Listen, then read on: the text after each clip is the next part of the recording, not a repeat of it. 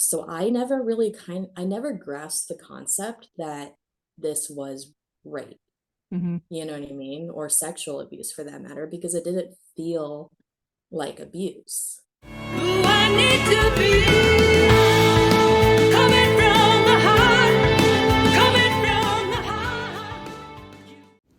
Hey, MOMnation. Welcome to our From the Heart podcast, where we share inspirational stories, useful information, and we discuss a wide variety of women-related topics. While you're listening to this episode on your favorite podcast platform, please subscribe to our channel and rate us so that we can get this information out to the moms that need to hear it. If you'd like to join the conversation, we are at MOMnation USA. That's our handle on YouTube, Instagram, and Facebook.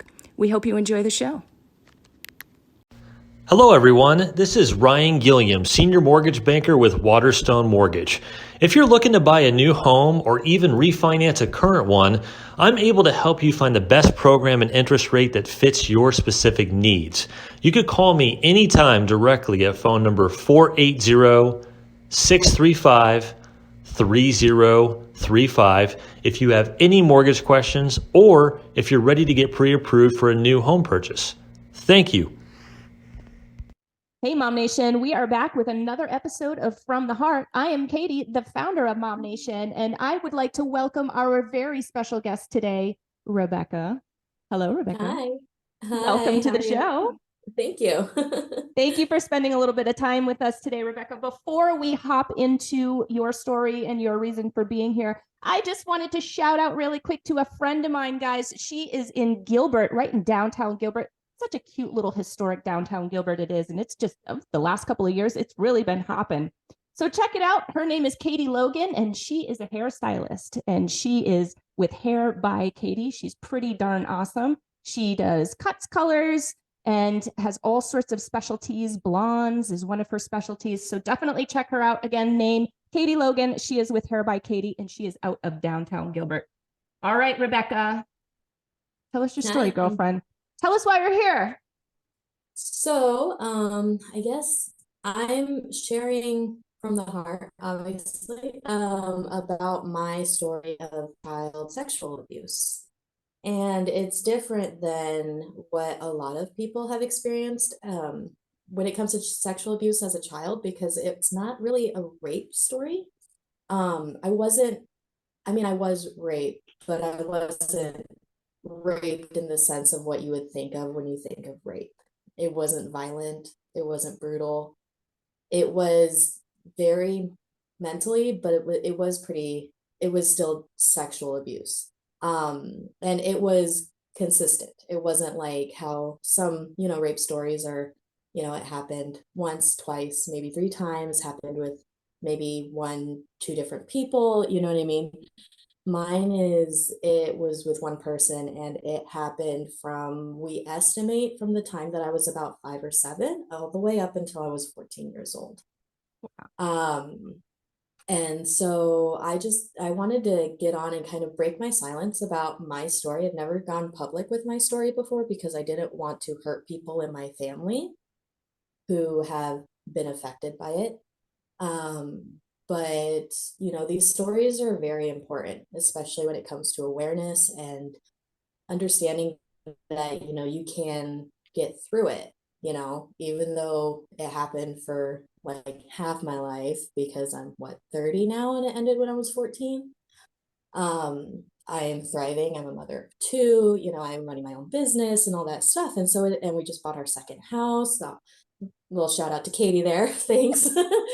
So it's like, it's one of those things, like whether you were raped violently and brutally or you were raped like I was, like you can get through it. And I kind of just wanted to get on and share my story about it, and about how it's affected me and how I kind of got through it, and the kind of, what happened, maybe not like gory details, but Right. what happened and stuff like that. So Right. And I appreciate that. And I know a lot of our listeners appreciate that. One big giant thing that we like to do here at MOMnation, and is very, very close to my heart, is, having gone through some of the trauma that I've gone through, or all of the trauma that I've gone through, I feel like when we speak, we are able to then support each other more effectively. So it kind of, I don't want to say it normalizes it because it's not a normal thing. This shouldn't happen to children, but at least we can be seen by others. And then in turn can help others be seen as well because we get it, right? Because we've been there. Yeah, and it's like you said, when we speak, we support, but when we speak, we also heal. Yeah. You know, you can't heal if you keep it to yourself. You can't Right. heal if you kind of tuck it away in a closet because it comes out. Like there are still some things because of that experience that I'm uncomfortable doing with my husband. And it breaks my heart that I can't share those things with him. You know what I mean? But, you know, if he didn't know what my story was, then he wouldn't understand that. Right. You know, and it's funny because the mutual friend that introduced us said, was talking to him one day and she's like, I have a girl I want you to meet. She's good, but she's damaged. And I'm like, oh, Thanks. there's my label. Yeah, right. Great marketing. Yeah. So it, you know, but I like that she led with she's good. She didn't lead with she's damaged but good. She led with she's good but damaged. And I think all of us on some level are damaged by something. You know, Absolutely. it's about bringing those pieces back together. And when I was going through my healing process at Mercy Ministries, one of the friends that I met there told me, she's like, well, how else could God enter but through a broken heart? Yeah. You know, and so What a great it's one of line. those things. Yeah, and it's one of those things where it really opened my eyes to the fact that, you know, God, I know a lot of people blame God and they're like, well, how can you believe in someone who would let something like that happen to you? And I'm like, well, because he didn't do it to me and he may not have stopped it either, but you know, where there's good there's evil, and where there's evil God will turn to good. We Mm-hmm. just have to let him. He can't bless what we don't give him. Mm-hmm. And there's personally in my story, there is a bit of learning that I achieved through that. So there was, even though I went through what I went through, there was still growth and there was still learning that I'm able to use today, even in life. And I'm not saying, yay, this should happen to everyone so that they can have that experience. No, but at least I was able to pull some positivity out of it. And it sounds Right. like you were too. Yeah, definitely. And it's like it also like sexual trauma specifically will surface a lot when you're giving birth or Mm, breastfeeding and stuff. And so having been through what I've been through, and a lot of my clients don't actually know because, you know, when they're my clients, it's about them, it's not about me. right. But having been through what I've been through, like I have another level of empathy that I can offer them, Yeah. you know, and it kind of reminds me of the Bible verse in Esther where it says, you know, how do you know that God didn't put you through this for such a time as this? You know, and I'm like, you know, that really, you know, it all kind of just ties together. Like, do I wish that I didn't have gone through that and maybe had a more normal childhood? Of course. Yeah. Yeah. But I wouldn't necessarily change it either, you know, because of all the life lessons I've learned from it. Mm-hmm. So Yeah. it's just one of those things where it's part of me. Right. That makes a lot of sense to me. I can totally relate with that. So take us back. Take us back to your earliest memory. How did you get into this particular situation?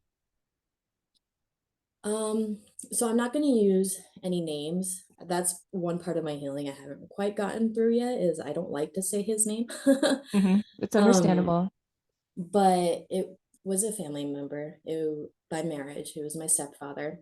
And I don't really know how or why he started it. I know that I wasn't his first victim, but I was his last, and we can get to that part when we get towards the end of the story.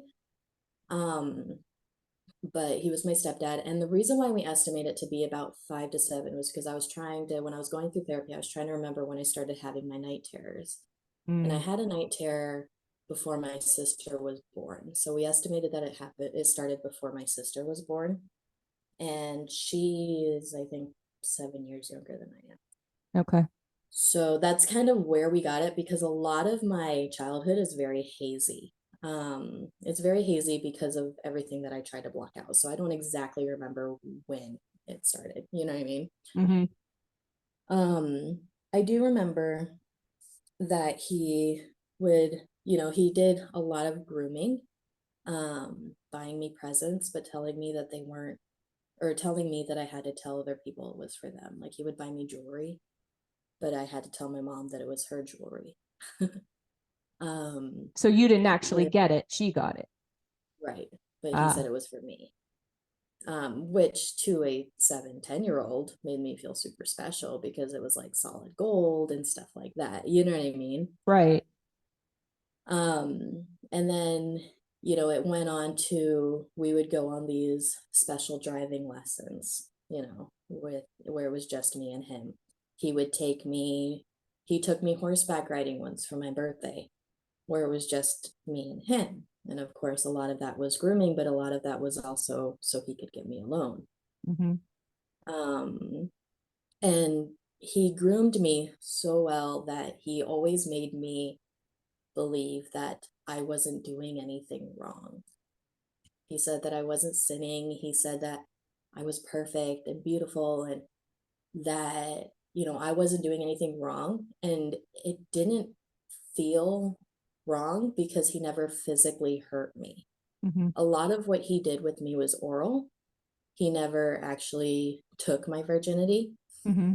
Um, and anytime that I did say something would hurt, he would stop. So I never grasped the concept that this was rape.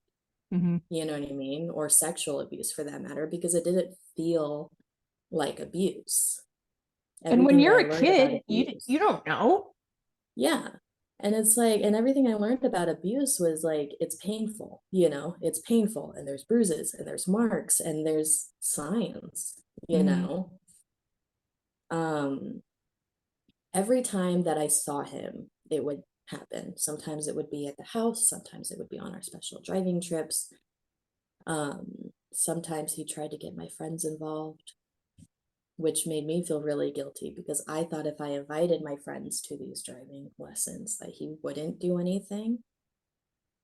But then he would try to get them involved. And one of my friends was strong enough to be like, no, not doing any of that. So she sat in the back while it happened to me. And Mm. I don't blame her at all for not speaking up because she was my age. Right. You know what I mean? Like, what do you do? Who do you tell that Because that it's an happened, right? adult. Yeah. And it's Yeah. a trusted adult. You know what I Right. mean? So and you know, I know there's a lot of people out there who blame different people for what happened to me, but I don't blame anyone for what happened to me. I went through a period where I blamed myself a lot Mm. because I never said no. And that was another thing that always confused me about whether or not it was sexual abuse, because I was like, well, I didn't say no. You know, isn't that the whole thing of consent? If she Mm-hmm. said no, then it's sexual abuse or it's rape, you Mm-hmm. know? I didn't say no. Um, so I don't blame anyone but him. I really don't. Um, I did what I thought I needed to do to protect my family, because the one time that I did tell him no, I asked him why he didn't do these specific things with um, other women in my life, you Mm-hmm. know, and he didn't answer me. But we went out to the lake as a family, and he completely ignored the rest of my family, like took out his anger on them in a way. And Awkward. So so, so they must have been like, what's going on? yeah. And he was a drinker, so I think they kind of just chalked it up to the fact that he was drinking. You know Mm-hmm. what I mean? Um, so it's one of those things where I thought I was doing what I needed to do to protect my family, and I was willing to, in a way, sacrifice myself to keep them happy. Mm-hmm. And again, I don't want anyone to think that I'm blaming anyone, you know. I'm not saying, you know, that they needed to be protected. I'm not saying that they didn't do a good job in protecting me. You know, it happened. And a lot of times too, you never want to believe that it's happening under your roof. It's hardest to see when it's happening under your roof. Yeah. So you know, it's like a lot of people, like, you know, that new movie Dahmer just came out, and a lot of people are like, well, why didn't his grandma know? she saw one of his victims. And it's like, it's hard to believe when it's happening under your roof, when it's your own family members. Right. Right. It's probably harder to pick up on the signs when it's somebody that you love. Yeah. And it's one of those things that I don't want anyone to misconceive this as I'm blaming people or saying that I wasn't well protected. I know a lot of people believe that I wasn't. That's up to them to decide, but I feel like my family did, all of my family, my mom, my dad, everyone, I feel like they all did what they could, given the information they were given, because I never told anyone what was going on. And when And it did you, comes to child, sorry. no, go ahead. Okay, I was gonna say, and when it comes to child sexual abuse, unless the child comes forward, there's really nothing you can do about it. Right. Did you feel though like you couldn't say anything? Like who were you going to tell and what were you going to say? Because at from what I gather from the conversation so far, at some level you didn't necessarily it didn't click that this was wrong. And it really didn't. I think what scared me the most about telling though was he told me that one, the police would kill him, or two, that he would rather die than go back to jail. And he wasn't in jail for any sexual crimes or anything like that. He was in jail for like, because this was like back in the 90s, so he Yep. was in jail for like marijuana possession, which is not illegal now. Right. So and I think he had a misdemeanor for like um um inappropriate public display, but he was just urinating on the side of his truck or something, you know what I mean? I've heard about So that. Yeah. yeah. So it's one of those things where he kind of slid those in there before I even could grasp the concept of telling someone what was going on. Mm-hmm. And he did the grooming of, don't tell your brother and sister that you got ice cream, you know what I mean, that kind of stuff. Mm-hmm. Which So is why I made it a rule that no one is allowed to tell my children not to tell me something, or not to tell another adult something. I made that a rule, and I made it very clear when I had kids. I'm like, my kids are not expected to keep your secrets. yep. Yep. I fully agree with that as a parent. Mhm. Um, how did it stop? So it progressed until you were 14, and then what happened?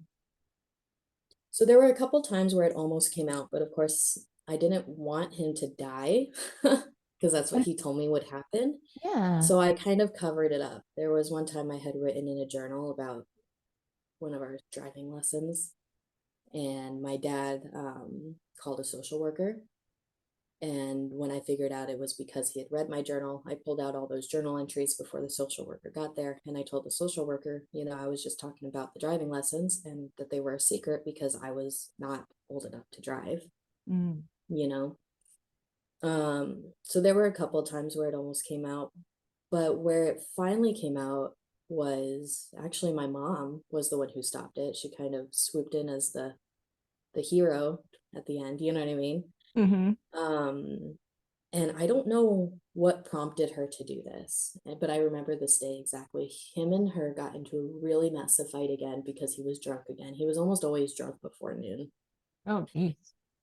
Him and her got into a massive fight, and she left. She walked out to cool down, which is expected and very, very mature of her. You know what I mean? Yeah. Um, when she left, though, he set me down at the counter, and my back, or no, his back was to the back door. My back was to the front door. And he put my hands in his hands, and he looked at me, and almost it was just such good timing. My mom walked in and kind of motioned for me not to say anything, not to say that he was behind her, and she walked in through the back door. She didn't walk in through the front door. And almost as soon as she walked in, he said, "Rebecca, you are the most beautiful girl I've ever been romantically involved with." And at that Wow. moment, all the chips were on the table. My mom obviously got pissed, Yeah. obviously, Yeah. and swooped me up, grabbed my brother and my sister. We went to the neighbor's house, and I kind of told her everything after that because I figured I wasn't telling. He Yeah. told. Yeah. he told. So I told her, I was like, there's no point in lying now, you know? So I told her everything that was going on, and she filed a police report. And I remember the last thing he ever said to me was, we were in the backyard because he was having a cigarette and my mom was packing up all of her stuff. And he couldn't even look at me. It was almost like he was disgusted with me, like I did something wrong. Like it was you. You know what I Yeah. mean? But all he said was, why did you have to tell them everything? And I didn't really have a response for him. I just kind of walked away because I'm like, I don't know. Like, it was time, I guess, you know? And then after that was when we found out that he had committed suicide. Oh, I'm sorry. So that's where a lot of the guilt afterwards came in, Yeah. because everything he told me about if anyone found out he would die Came was true. true. And that really broke me. I think that broke me more so than the abuse did, because I felt like I was responsible for his death. But Yeah. then I also felt relieved because that means I didn't have to face him in court. So I was very, very broken because I was torn between guilt and relief, Mm-hmm. you know. And then there was, you know, my sister lost her dad, and I felt really bad about that. That was one of the things I was trying to protect them from. You know, my mom went through that heartache, and it was just one of those things, like everything I was trying to protect everyone from, it was almost like it wasn't worth it once it came out, Yeah. because it all came true. And your sister had no knowledge of it, right?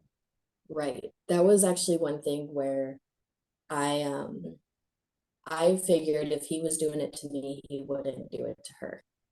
Mm. So I kind of offered myself up as tribute in a way. But he also mentioned that he would never do it to his own flesh and blood. And that's his daughter, and I'm not. So I don't know if if I did it, if the reason I did it was the reason why he didn't do it to her, or if it was, you know, that she was already his and I wasn't. Mm-hmm. You know what I mean? Mm-hmm. But I am so thankful. I know after it came out, I asked her a couple times, I was like, are you sure he didn't do anything to you? You know, because I was like, you can tell me, because it happened to me. You know, you can, if, out of all people, you can tell me. But she was very adamant on the fact that it never happened to her. I was so thankful for that. Mm. You know, there was a How? couple times, sorry, No, you go ahead. there was a couple times I was able to say no to him though. Two in particular. One was when he asked me to carry his child. Oh my. How would that have gone? Um, I twisted it. I think I was like 13, 12. I twisted it to make it seem like it was for his benefit that I didn't do it, because I told him, I was like, who are they going to look at if I get pregnant? You Yeah. know what I mean? I told him, if you want me to be the mother of your child, you should adopt and put me down as the mother, because if you get me pregnant, who are they going to look at? Like, let's be real about this, you know? And how is that going to go? Like, who's going to raise the kid? Is that really an ideal situation here? That's a lot Right. for a 13-year-old to be shouldering. Right. And so that was one time that I told him no. But I think that that particular moment in my life, that seed that was planted, my dad said that he remembers me telling him that I had a goal as a child to get pregnant by the time I turned 16. Wow. And so he told me that's why he was so protective of me around boys, and like wouldn't let me have a boyfriend, wouldn't let me be alone with boys. You know what I mean? Because I Mhm. told him that that was my goal. And I'm wondering if that was kind of the seed that was planted that kind of made me want to be a mother.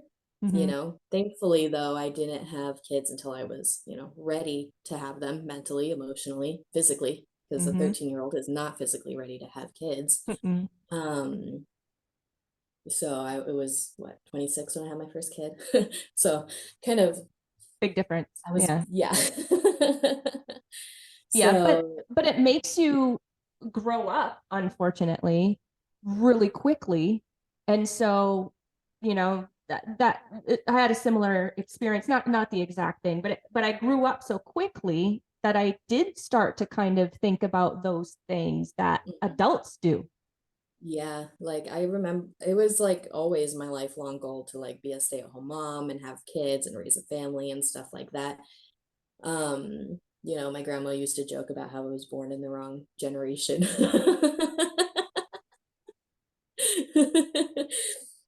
Because I always wanted to be like that homesteading mom.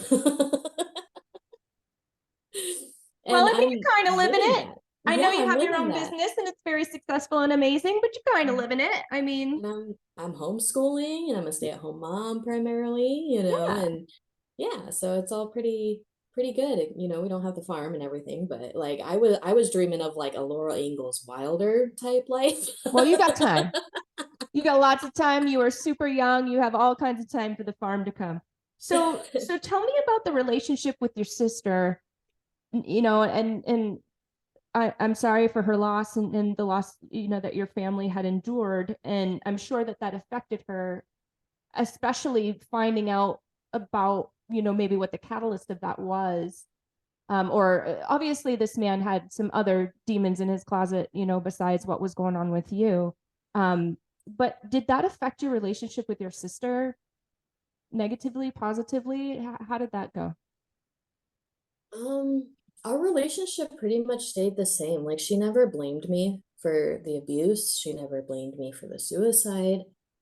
Um, when it was still fresh, like after he had died and stuff, I would get really mad about her missing him, you know.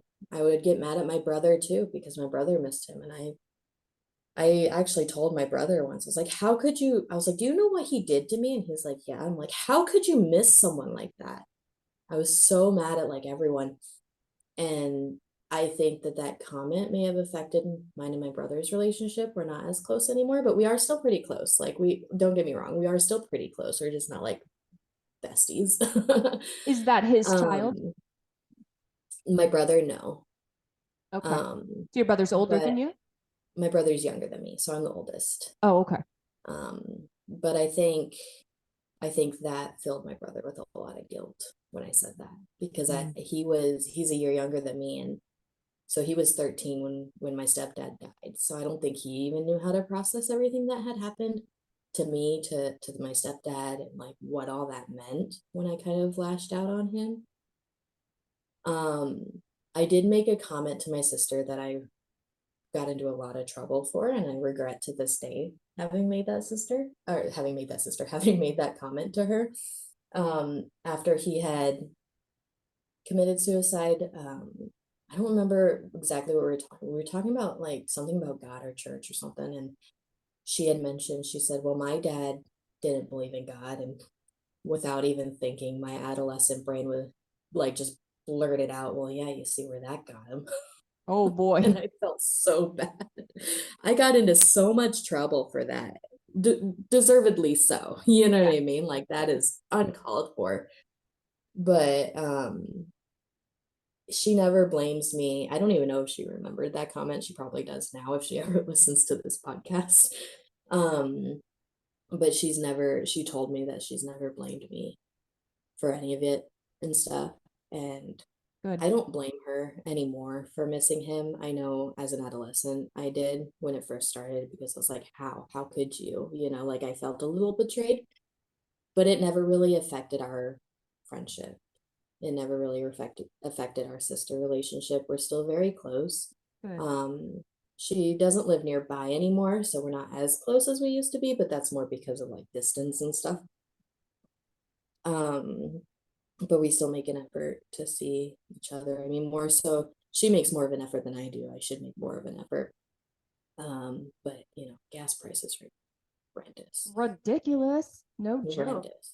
Um, But you know, she comes down for like my kids' birthdays and special events and stuff like that. So I see her and we laugh and we have a good time and we're still very close. And I've never brought up what happened because she told me she wasn't ready to hear the details, and I don't know if she ever will be ready to hear the details. So I'll probably tell her not to listen to this.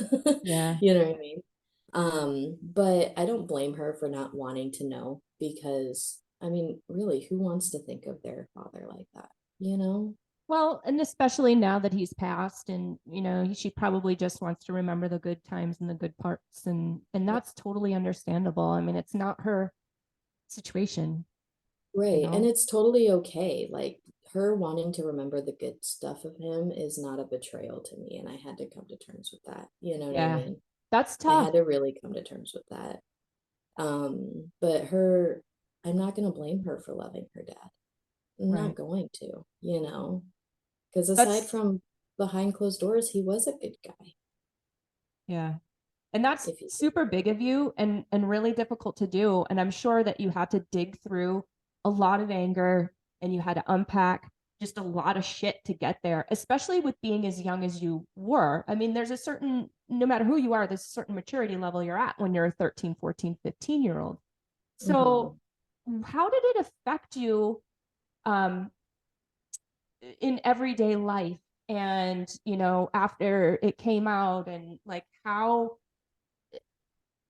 did you go through life on a daily basis with this? Um, I regressed a lot.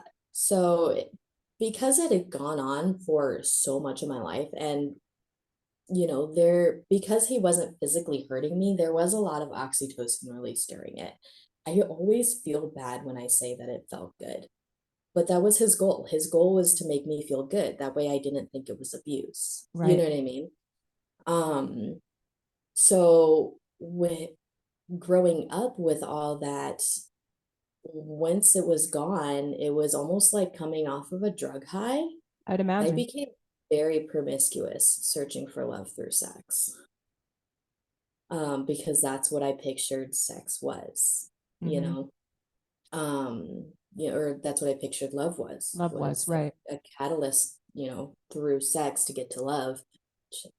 It's not. So make, listeners beware, it's not. Don't search for sex, or don't search for love through sex. Sex should Right. come out of love, not the other way around.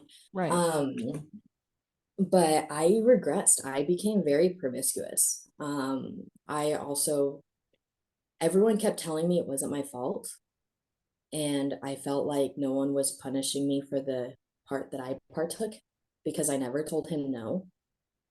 He did warn me that he would die if it ever came out, and it came out, so I felt like I was to blame Mm-hmm. on some level, not for all of it, but on some level. And I feel like no one was I felt like no one was punishing me for that. So I got into a lot of self-mutilation to kind of punish myself in a way, Mm-hmm. to the point where the self-mutilation was almost addicting. I would do it when I was even happy. Mm. um and it turns out, at 14, I didn't know it at the time, but I also lost my virginity to a sexual assault experience that I didn't realize was a sexual assault experience until I had learned more about sexual assault, because once again, I didn't tell him no, Mm-hmm. because I never thought that I could tell anyone no in sex, ever. Mm-hmm. He told me that my goal in sex was to make sure that the man was just as pleasured as I was, or more so. So I never felt like I could say no. Mm-hmm. But come to find out that if you're drinking, you cannot give consent, even if you say yes. And that's what happened when I lost my virginity. He gave me a couple drinks. And then I remember that particular kid in high school, he was like 3 years older than me. I was 14. I remember when I lost my virginity. It's so cringy too. Like, people, when I tell people, they do cringe. He leaned over and whispered in my ear, "Congratulations, you're not a virgin anymore." Oh. Um, and then, of course, then I tried to reclaim my virginity in a way that, so then I, you know, pursued sex even more. Mm-hmm. You know what I mean? So it became a very vicious, like, cycle that I couldn't get out of. I ended up experimenting with same-sex relationships, because I was like, well, men aren't doing it for me. So So let's Hit the Women other will side of treat the me fence. better. Um, so, that came to play a lot before I found a path to healing and stuff like that. And that was kind of like my bi awakening in a way.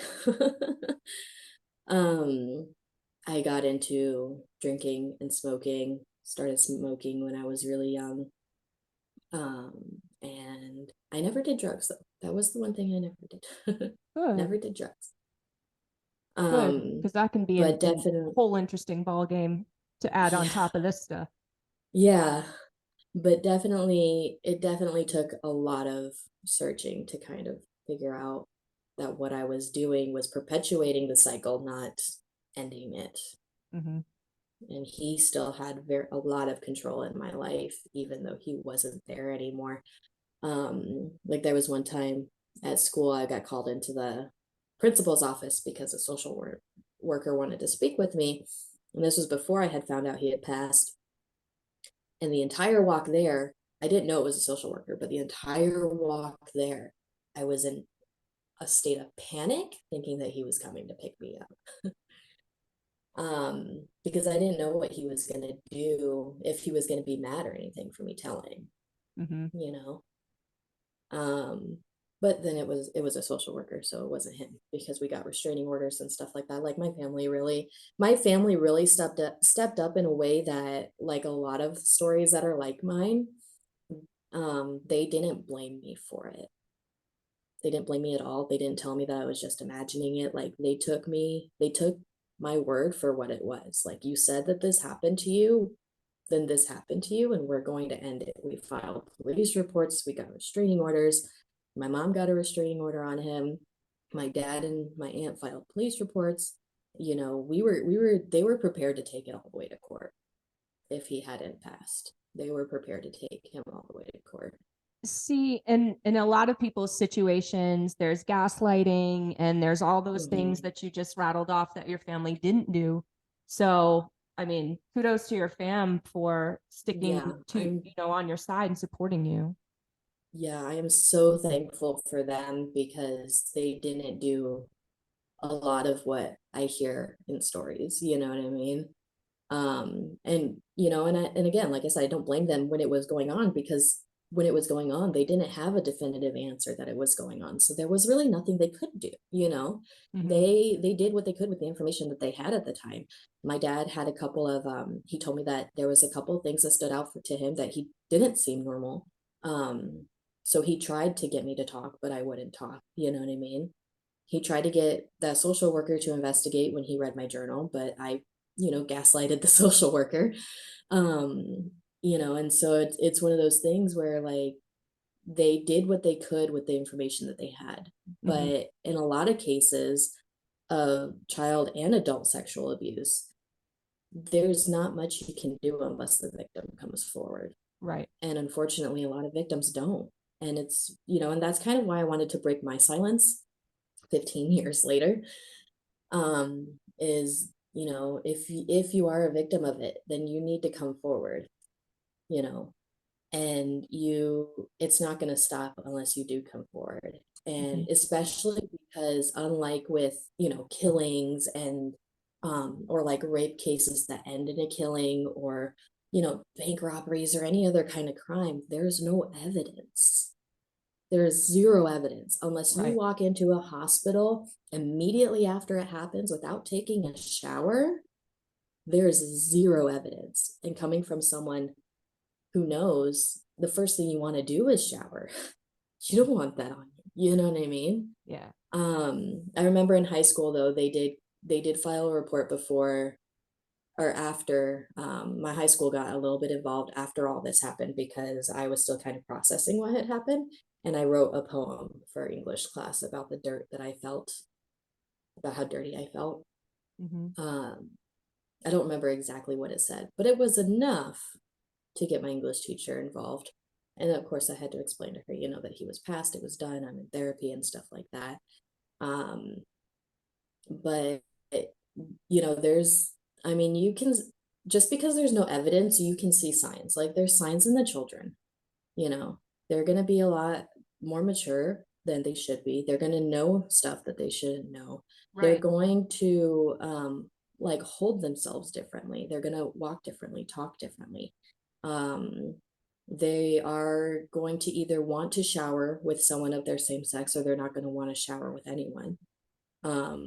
They're either really close to adults or they're really distant from adults, but there's no like normal like adult interactions in their lives. Like I remember growing up, I was always told that I got along better with adults than I did with people my own age.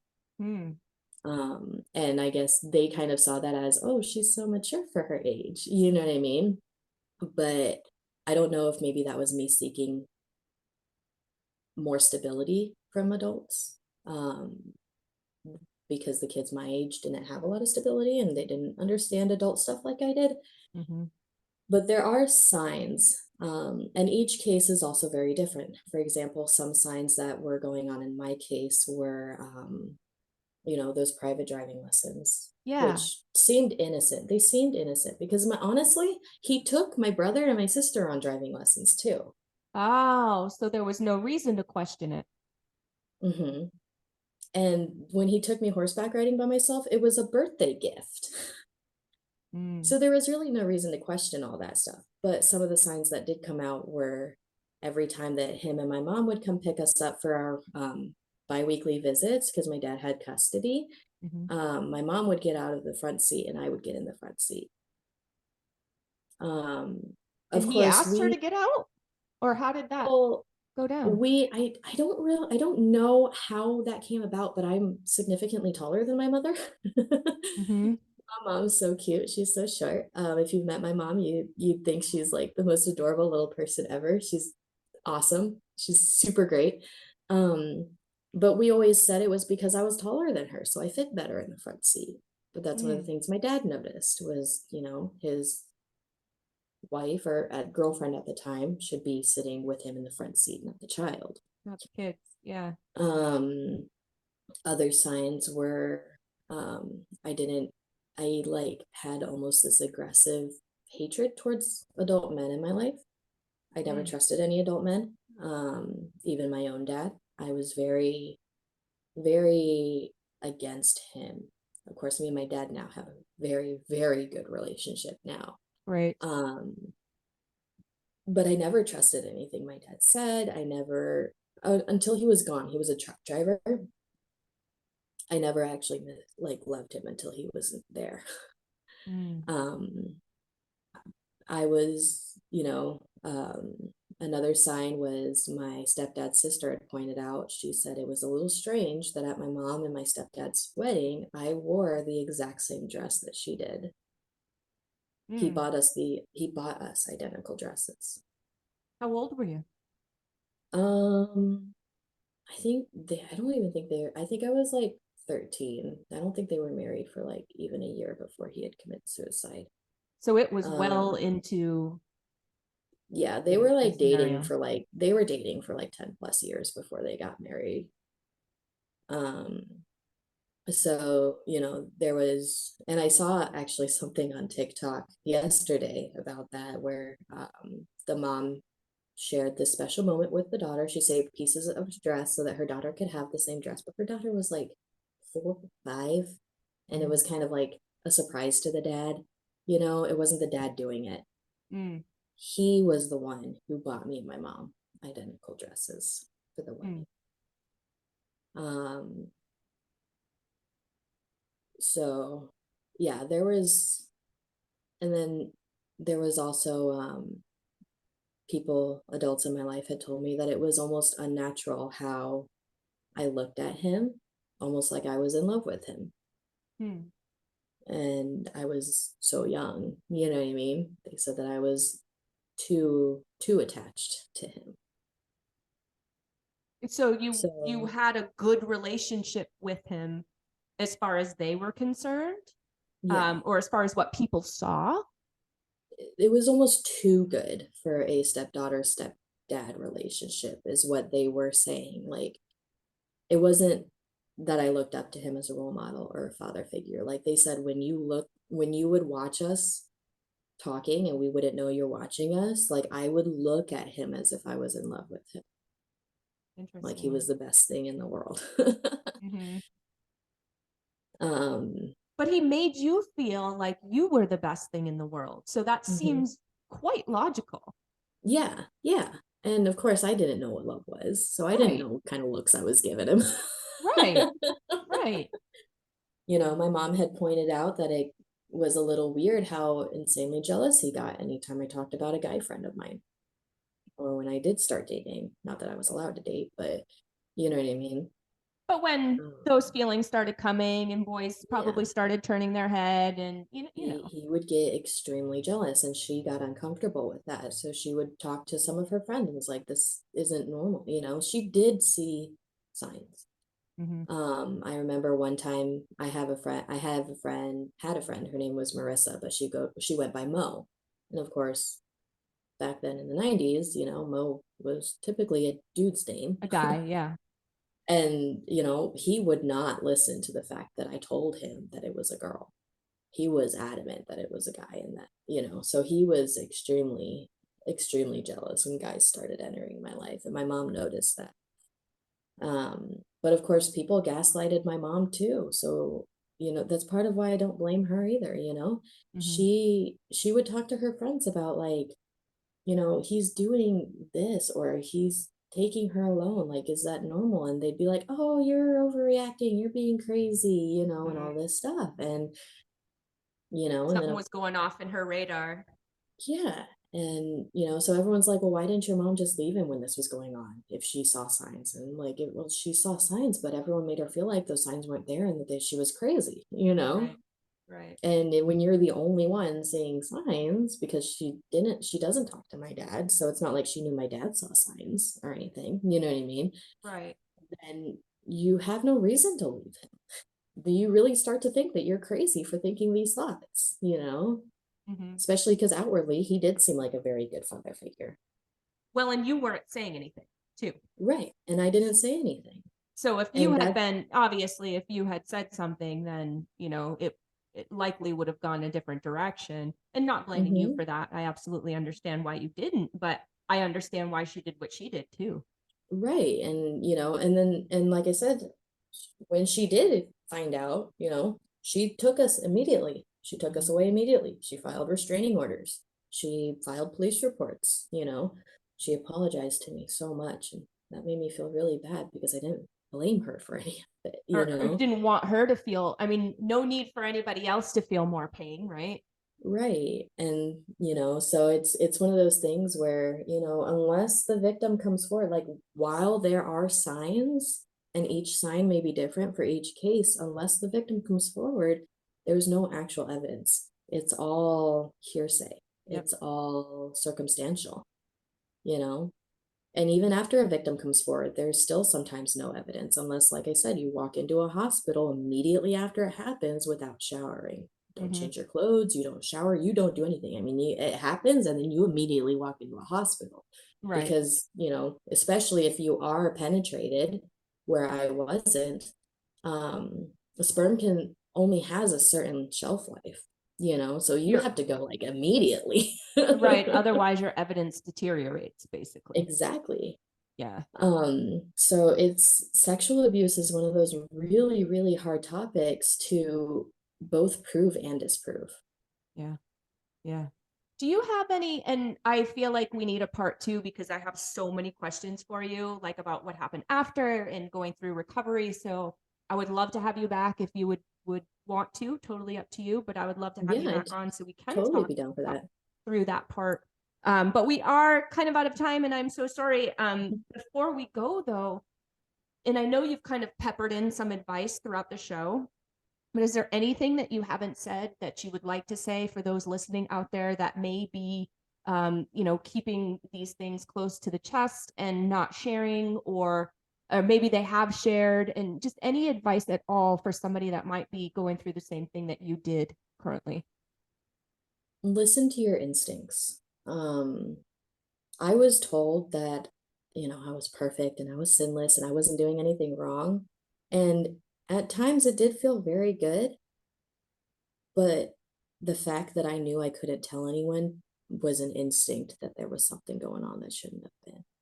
Mm-hmm. So listen to your instincts, even if it's someone that you love, a partner, a family member. If it doesn't feel right, it's not right, and then talk to someone about it. Someone you trust. Don't talk to everyone about it, because then it seems like you're just kind of out for attention, and then no one's going to listen to you, which is Right. unfortunate also. It's part of why I haven't told my story publicly. But talk to someone you trust about it, and there's nothing wrong with therapy I at agree. all. I agree. Nothing wrong with therapy. But don't if you don't talk about it, you don't heal. Got to You feel to cannot heal. heal silently. That's right. You cannot heal silently. You also cannot heal on social media. So don't just post about it on social media. You know Right. what I mean?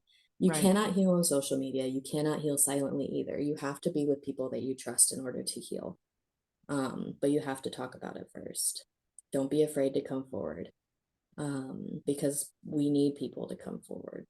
We need this to end. We need people to know that, this is a very common thing that should not be normal. Unfortunately, it's super common and it should not be normal. And those are like some of the best words that I've heard about this whole situation. So thank you. And thank you for being vulnerable. And thank you for, I could see you holding back tears a couple of times. And just thank you for sharing yourself and for sharing such intimate information, really, about you. It's so, I have found that I've done it so much now that it's not as hard anymore. But I have found that to be very difficult. So with this being your first time, I'm super proud of you. And I'm sorry that your family went through that. And I'm sorry that you went through that. I love that you've been able to gain some positivity and you've learned things about yourself and you've got some, you know, good life experience having gone through recovery and things like that and through therapy and all of that, so that you don't pass your baggage on to your children, because I think that's a big giant thing when we're parents, and part of our responsibility is to heal ourselves from what we may have gone through, so that they don't take on our shit. Yeah, yeah. And it's just, childhood trauma perpetuates if you don't get healing for it. But I'm super thankful that I didn't lose relationships out of this, because I know a lot of people who do go through it and they do tell their story. They lose a lot of relationships because they're like, how could you say such nasty things about someone? But I'm still pretty close with even his side of the family. That's good. That's great. So And yeah, so it's good that our family was able to kind of stick together through it all. Yeah, absolutely. Because, a lot of other kids don't have that. They don't have anybody. They don't have family, on either side, either way, supporting them. And that has to be the darkest, loneliest place. And, I certainly feel for those people and don't wish that on anyone. And I'm glad to hear that you had a different situation and you had a support system. And it sounds like you still do, which is great and necessary. I mean, we can heal, we can recover, we can be better, but I feel like we never forget.